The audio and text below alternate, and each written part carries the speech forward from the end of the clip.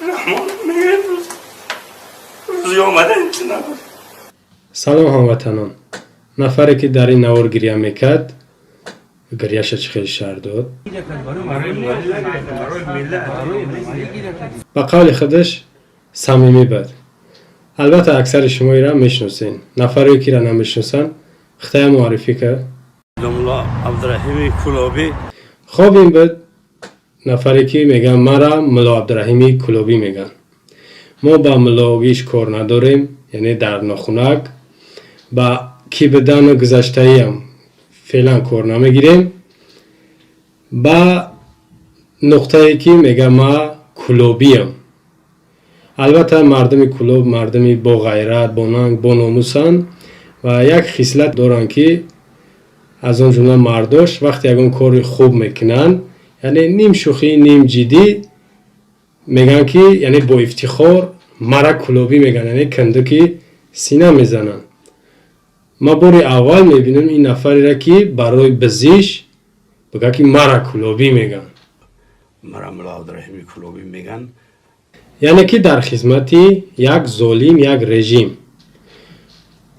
چخیلی که گفتیم ما با گذشته کار نمیگیریم، فعلا در این شب روز با چی کار مشغوله. 2 سال اخیر با برنامه های خاص از طرف حکومت رژیمی رحمانو با کنفرانس یا جلسه سازمان امنیتی همکاری اروپا فرستاده می شود.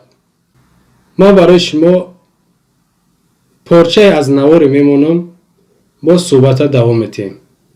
گریه کرده بود، نمیدونیم این صحنه شروع گریه خلاص کردگی باشه او برای که امروز واقعا ما اصلی واقعا را میگم. وقتی که ما سلام کردیم از خوجندی قطعی در برای مرز صحبت داشتیم، وقتی نزدیک شد بر ما همون انسان پیش ما اومد خود به خود قطعی یک انسان تنها ما یک گپ گفتم که انا بابی دوملو گفتم اینجا گپ علاموار است. یکی با گفتم علامت که گریه میکنی برای همون میتونه که شما اوسوتر بسیل ما قطعی برادر همین صحبت مونه بکنیم که این غضبی شیده می شوخی ما یا که این راست بدوخی سرحد کشدور چخیلی تیر توفان پرون وقتی پرون گفتی و گریه میکنه کو برای همون ما خواهش کردیم که بابی دوملا شما اوسوتر بستین که اینجا گپ علاموار رفته ایستاده است، یکی گریه میکنی. بعد دیگر گفت که شما تروریست و غیره ها. این بود برادرمون اکمل استانیف شهر داد. با نفر هم صحبت بود و این پروکاتور نزدیک شد، خواست که همه برنامه شا عملی بسازه، برنامه تیار کرده شا. خب دقت کنید به نوار بعدی.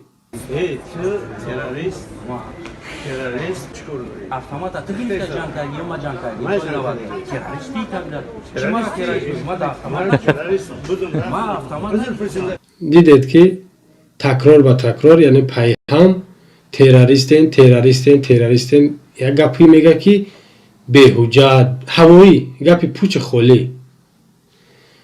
تروریست چرا میگن؟ نفری که قتل میکنه، میسوزونه، بیرحمانه میکشه و عذاب میده، شکنجه میده که امیره امی حکومت امی نفری نماینده حکومت امی حکومتی نمیو امی رژیم امی کارا را میکنه. دهن امیو میبینی تروریستی را.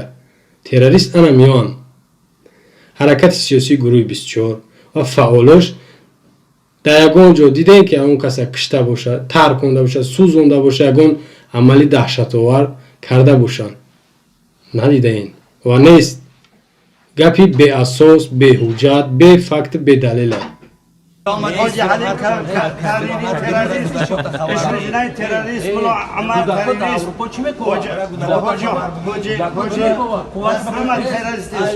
من نفهمیدم ایشونی جنید، قاری، ملا، حضرت، مولوی یا کیان؟ این پریاماتون در حرکت سیاسی گروه 24 نمیگذره. این آدمای خودتونن، قهرمانشون میتروشین، گرایشون میتروشین. از هر دی طرف خطایی اشتباه کردیم. باید مردانوار از مردم عذر پرسین.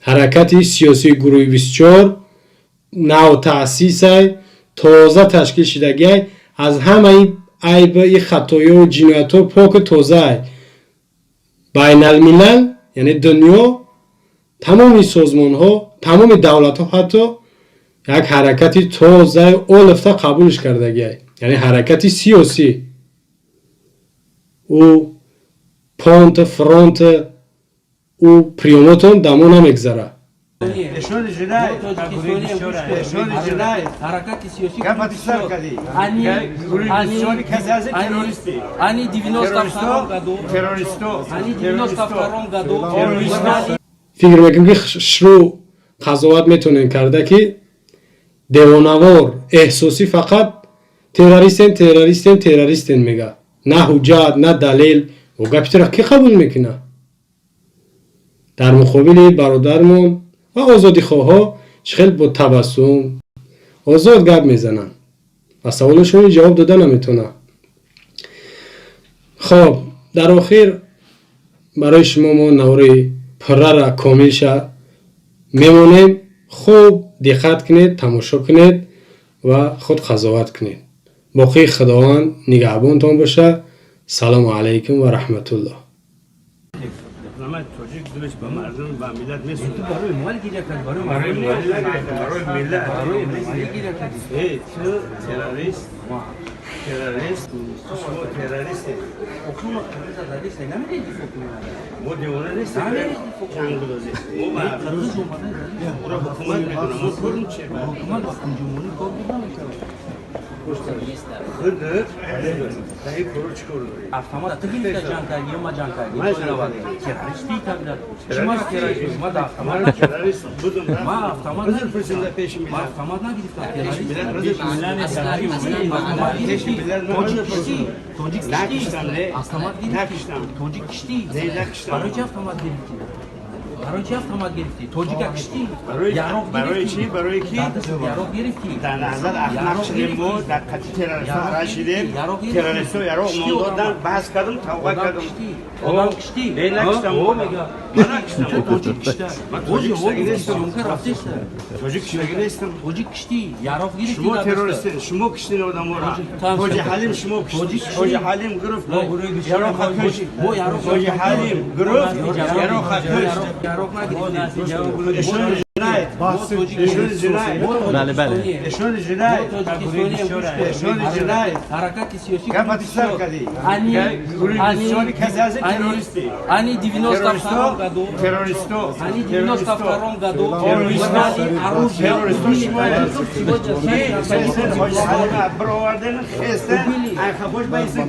یارو گرفتی تروریست گرفتی نه قدر مونده تروریست تروریست حاجی حلیم تو شما همه تروریست شما دکازات تروریست دکازات دکازات نمی دکازات دیره حاجی حلیم خست دکازات حاجی حلیم خست حلیم قطعه بود قطعه بود جالب قطعه بود ما چه گریه کنی اگر سلسله در کور امروز هم آواد گریه پرمانی شد هر گریه کنی در کورت میشود تو بوده که خست قطعی تروریست یا جایش تروریستی ما ملت خواستن که در 2015 ایسر به خوب خون بکشن 92 بستون نکرد 92 نکشتن شما همه کس تروریست حاجی حلیم کاریری تروریست اشون جنای تروریست ملا عمر تروریست حاجی همه تروریست شما تروریست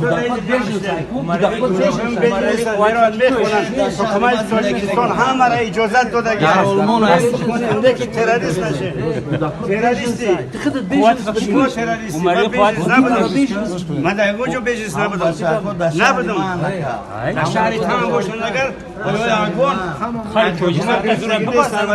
میخونن چون سوزه میخونن اون ایا ماشین رفتم خبر گرفتم بیست ببر تاجیکستان در گودا چی میکنی او دویم باره و یکم بارش در کابل وقتی در ایرپورت میروه احمدشاه مسعود نقل کرد که هم دشمنای ما هم دشمنای رحمانوف یک دیگر جمع شدن و ما امنیتی که کابل میگرفتم باید هر دونه نست میکن سخته ایست ایرپورت وقتی که فرا آمد و گفتم رحمانوف امروز روز آمدن اینچه نبود گفت که من چهره که هموطن ها و شهروندای تاجیک و تاجیکستانی ها فرق نداره که اصلا بیرون از مرز تاجیکستان است ما اونجا نیست شویم برویم به تحریک بمون این میگه از قلبش بود انا در تخور در فرخور تخور وقتی زورا و نولا میکنه پیشوای ملت در سر میز مذاکره میشینن دست دراز میکنه و طرف استاد نوری که بیا دست بتیم که این مردانگی از فارسا و ای تاجیکا است که گناه های گذشته رو دستش دراز نمیکنه استاد ربانی میآید و همین خدمه قبلتش در دست استاد نوری میتن استاد ربانی نمیشه دستش دراز نمیکرد ما ملت تباه شد برای همین وقتی که ما در یگونجا گپ بزنم که همین وحدت پیشوی ملت کرد بسیاری آدم ها تلفن قدیگر میزنن اخلاف است باور میکنین سوگند به خدا که اگر امام علی رحمان نمیرفته همیجا وقتی پیشوی ملت میفروید احمد شوی معصوم میگه